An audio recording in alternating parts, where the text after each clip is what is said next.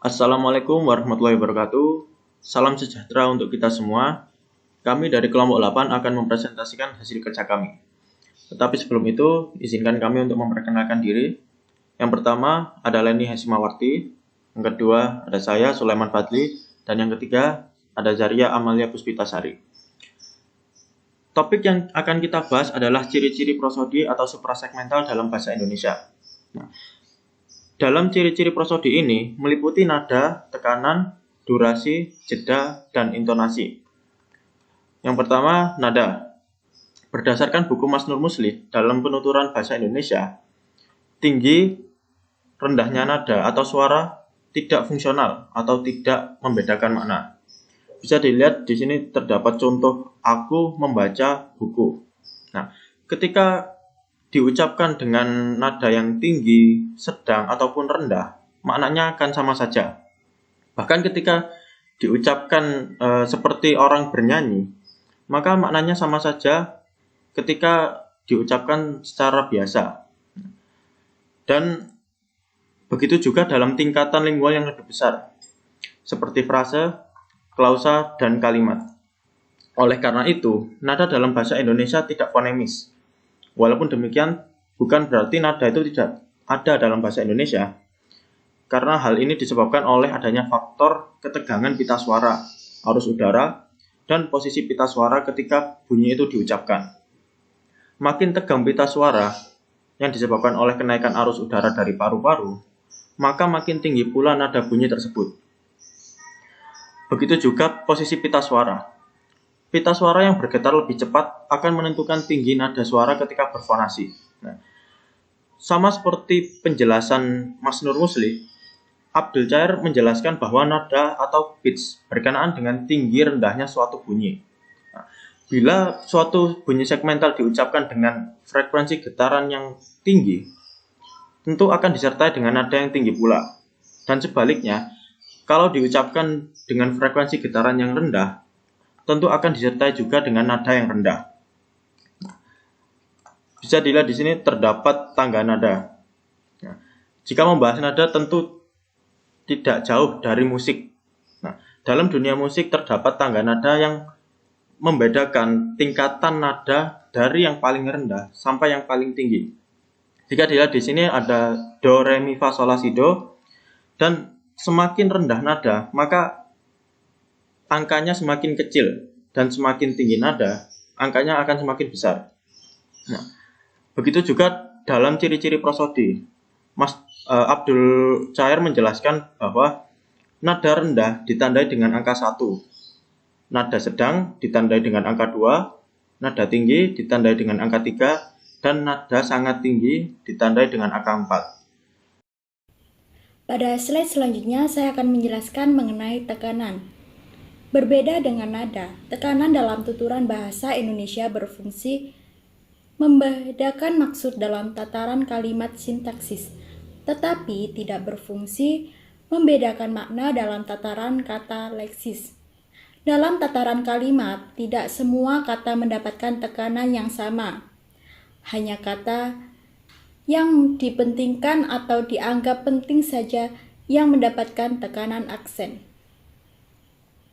Sedangkan berdasarkan Abdul Cair, tekanan atau stres menyangkut masalah keras lemahnya bunyi. Suatu bunyi segmental yang diucapkan dengan arus udara yang kuat sehingga menyebabkan amplitudenya melebar, pasti dibarengi dengan tekanan keras. Sebaliknya, sebuah bunyi segmental yang diucapkan dengan arus udara yang tidak kuat sehingga amplitudenya menyempit pasti dibarengi dengan tekanan lunak. Tekanan ini mungkin terjadi secara sporadik, mungkin juga telah berpola, mungkin juga bersifat distinctive, artinya dapat membedakan makna. Berikut contoh tekanan.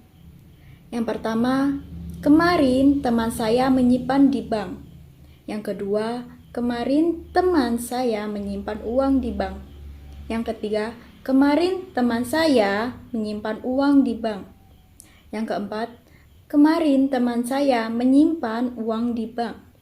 Yang kelima, kemarin teman saya menyimpan uang di bank. Yang keenam, kemarin teman saya menyimpan uang di bank. Yang kalimat pertama mendapatkan tekanan pada kemarin, sedangkan kalimat kedua mendapatkan tekanan pada teman. Yang ketiga mendapatkan tekanan pada saya.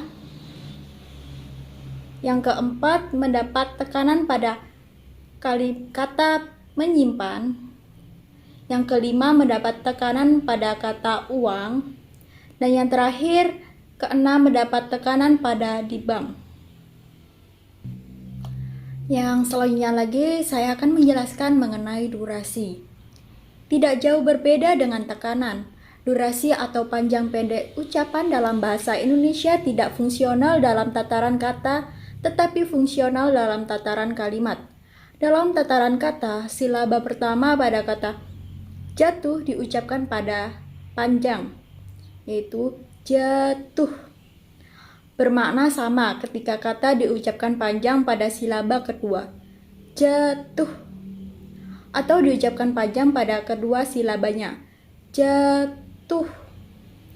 Dalam tataran kalimat diucapkan panjang pada silaba berakhir bermaksud mencari perhatian atau penyangatan. Misalnya pada kalimat berikut, awas jatuh diucapkan awas jatuh. Yang kedua, 1, 2, 3 diucapkan 1, 2, 3. Yang ketiga, saya sedih sekali diucapkan saya sedih sekali.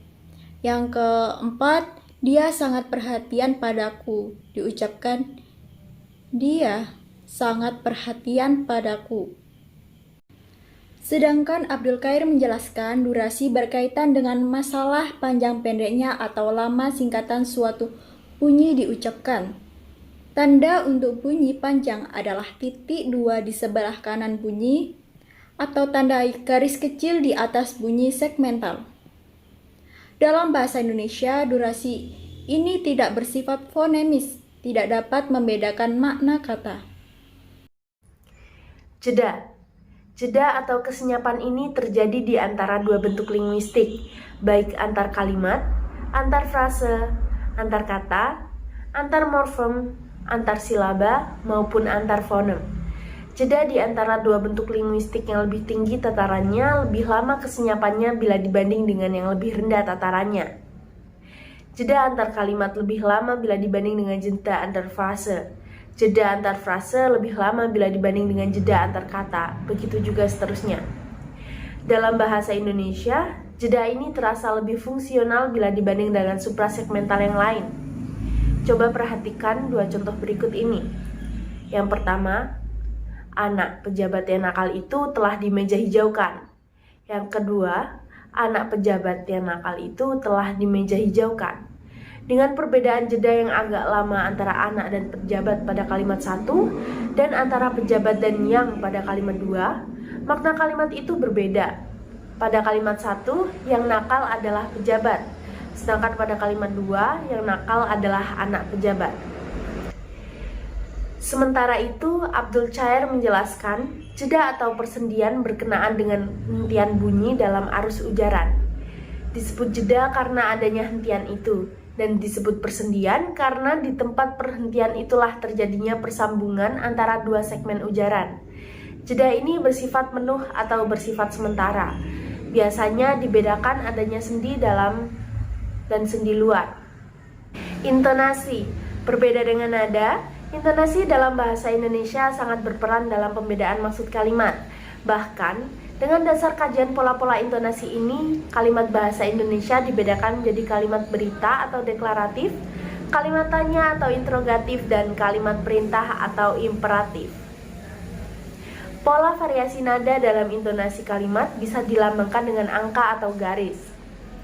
Seperti contoh, yang pertama yaitu rumah, yang kedua rumah mahal, yang ketiga rumah sekarang mahal. Dari contoh tersebut terlihat bahwa setiap kalimat berita diakhiri dengan pola intonasi 2-3-1. Dalam penulisan, Pola intonasi kalimat berita ini dilambangkan dengan tanda titik tunggal. Demikian presentasi dari kelompok kami. Bila ada salah kata, mohon maaf. Wassalamualaikum warahmatullahi wabarakatuh.